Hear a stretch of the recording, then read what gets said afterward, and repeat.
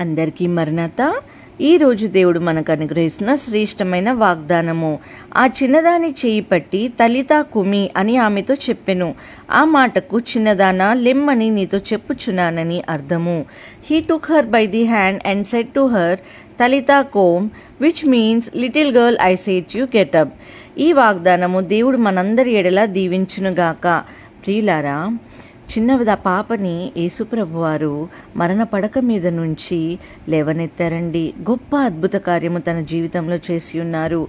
మన జీవితంలో కూడా ఆర్థిక సమస్యలేమి, గృహంలో సమస్యలేమి, మరి ఎటువంటి సమస్యలు మీరు ఇప్పుడు ఎదుర్కొంటున్నప్పటికీ యేసుప్రభు వారు ఆ సమస్యల నుంచి మీ అందరినీ కూడా విడిపించే దేవుడుగా కనిపిస్తున్నారు.